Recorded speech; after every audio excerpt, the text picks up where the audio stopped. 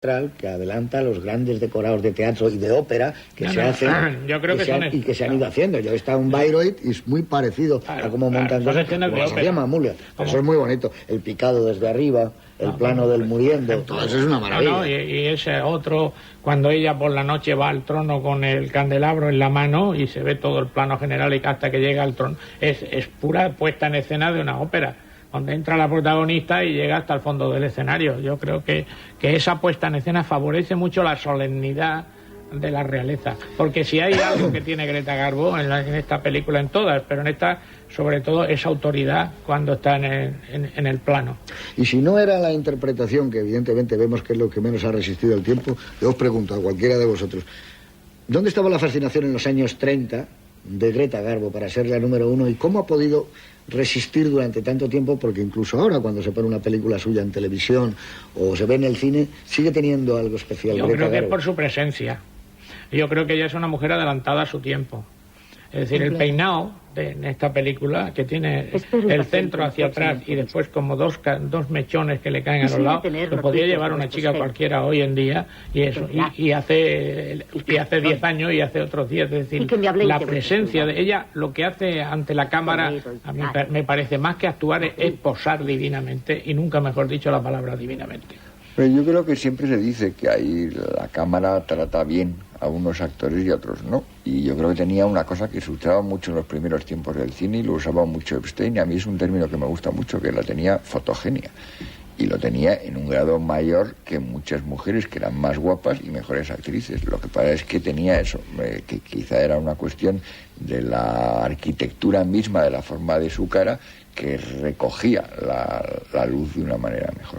Y luego tenía esa especie de cosa que es muy extraña, que es que tenía ayuda a la iluminación, por supuesto, pero no todas las caras lo devuelven igual, la reflejaba también, es decir, irradiaba, era como luminosa en algún sentido. Debe ser un problema de las suecas, porque Ingrid Bergman también tenía eso. Sí. También recogía la luz de una manera especial. Y andaba de una manera. Sí, además eran altas, y eso no importaba en el cine. Tenían como dentro de su cuerpo como bombillitas. También es cierto que a lo mejor y entonces les daba una luminosidad, como si estuvieran iluminadas por dentro. Porque eran nórdicas, las iluminaban siempre con lo que llamaban los operadores luz nórdica, que es un poco la iluminación de Rembrandt, y entonces eso les sentaba mejor que a lo mejor a otros que les ponían más gasas.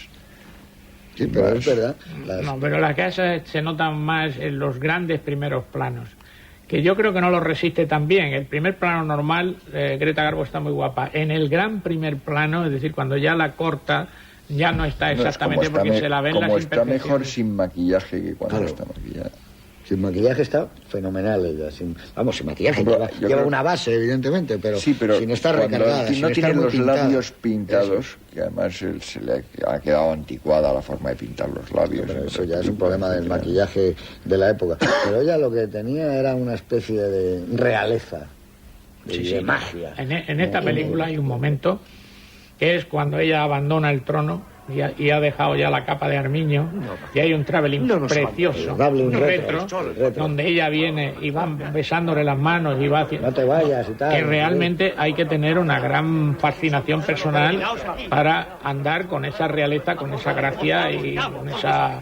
Ese sí es un travelling Metro Goldwyn Mayer, ¿eh? Perfecto. Porque como está bien construido ese travelling, la gente se va quitando y va entrando en cuadro, y van entrando en cuadro. Hay uno muy parecido, y en otra película de Greta Garbo, que a lo mejor podemos poner aquí, porque aparte de esas dos que habéis dicho ahí, a mí personalmente me gusta mucho Ana Karenina, que es de Clarence Brown, que es una película estupenda, y empezaba, me parece, con un banquete y es al revés.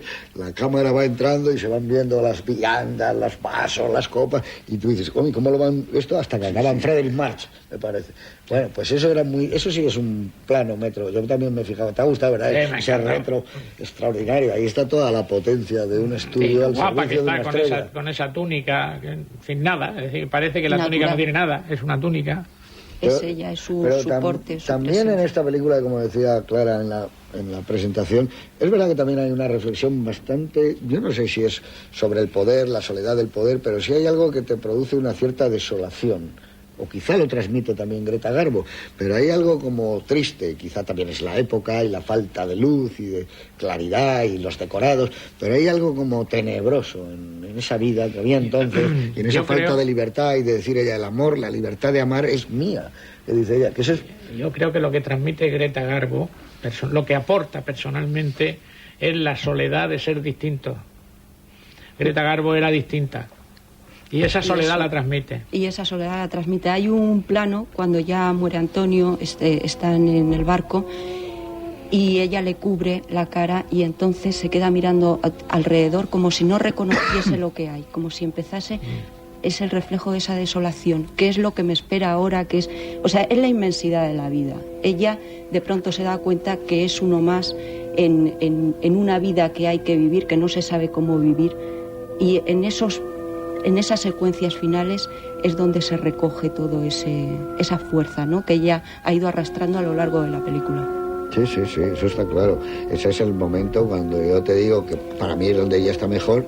Tiene esa especie de desconcierto, de desorientación, se levanta la cámara, la sigue y luego ya da pie a que haya un par de planos distintos hasta que llegamos al plano final. Pero eso se lo tiene. Lo que sí hay algo también, que yo no sé lo que opinas tú, cuando yo te decía eso, hay algo dreyeriano en ella también. Yo creo que de es la por corona, el plano lado... que ella se quita la corona, es un primer plano, es un poco dreyeriano. Yo creo que es por el lado que tiene muy desnudo de decoradores y de iluminación, que le da un aspecto que probablemente, bueno, pues en lugar del lujosa corte que hubiera sacado la Metro normalmente, pues el imaginarse cómo sería una corte sueca y protestante, porque yo creo que ahí han trasladado muy directamente, digamos, la desnudez de las iglesias protestantes sin figuras a una corte que tiene menos adornos y menos ornamentos y menos lujos de lo habitual. Tiene una cosa como muy monacal, ¿no? Entonces yo creo que hay esa especie de elemento, que hay planos también, no tiene nada que ver con el estilo de Bresson, pero hay planos también que te pueden hacer pensar en la Juana de Arco de Bresson, no solamente en Dreyer, ¿no? Yo creo que hay un lado, y yo creo que es la parte de desnudez que tiene la película, que es una película que aísla dentro de un contexto, digamos, histórico, una cosa, se centra mucho en algo y va despojando de lo demás, y ya llega al plano final que es todo el despojamiento absoluto, ¿no? El utilizar los menos elementos posibles. Al final no es más que la película acaba con la pantalla, es un rostro. Cosa que eso sí que es una lástima, porque realmente es de esas veces que se echa de menos el tamaño que debería ser de las pantallas.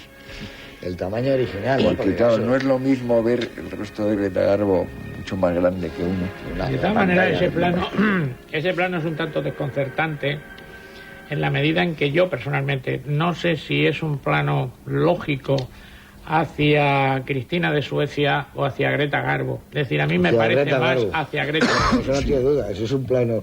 yo comparto tu idea de que esto es un documental sobre Greta Garbo hecho por un gran amigo suyo, con el que además cuando terminaban el rodaje, él lo ha contado, se iban juntos, no en un plan de amorosos, pero sí para seguir compartiendo la idea de la película que estaban haciendo. Evidentemente lo que él, como era muy inteligente, le está haciendo el plano a ella. Él dice, no, a la reina Cristina de Suecia. Ese plano, aparte ese plano es para Greta Garbo. A Mamoulian la eligió Greta Garbo, o sea que ahí había una especie de complicidad desde el principio, que probablemente no lo había en otras ocasiones, y que, digamos, que funcionó entre ellos la química, y yo creo que es una película muy de entenderse entre el director y la actriz. Sí. Esos mismos planos, en otro sentido, con otras variantes, las encuentras en muchas películas de Marlene Dietrich hechas con Stenberg. Claro. Están hechas para Marlene Dietrich y se sale del argumento. Claro, es que es la misma técnica, Claro. Es que hemos perdido esa idea, y probablemente el público el director de hoy... y la estrella. Esa es la palabra. Es que esto no eran películas de actrices, eran películas de estrellas. Claro. Y eran tratadas como tales, y eran fotografiadas como tales, y la fascinación era la estrella. Eso no se ve por la calle, y probablemente Greta Garbo por la calle tampoco fue jamás así. No, y además por la calle iba como de esas maneras que ella llevaba, unos trajes de chaqueta muy amplios, un sombrero, y la gente cuenta, pues eso, he visto a Greta Garbo ayer en la Quinta Avenida, era como porque era muy difícil ver a Greta Garbo, pero era el director y la estrella, el director al servicio de la estrella, porque la estrella era la cabecera con la que el estudio podía recuperar su dinero. Y entonces tú veías esos planos, y veías a Stenberg, que de repente en el embrujo de Shanghái o en Marruecos había unos planos que se salían de la película. Y estaban, sabes que son planos que a lo mejor tenían 6 o 7 horas de iluminación en primer plano. Y ella llevaba un velo, Marlene Dietrich, y el velo le dejaba un calado por el rostro, pero el público, y cruzada la luz lateral. El público los agradecía enormemente. Claro, iba a ver eso. igual que iba a ver cómo iban vestidas. Claro. Pero por eso digo yo, hubo una época en el cine en que las películas y las estrellas, además de ser buenas o malas, tenían que ser sublimes.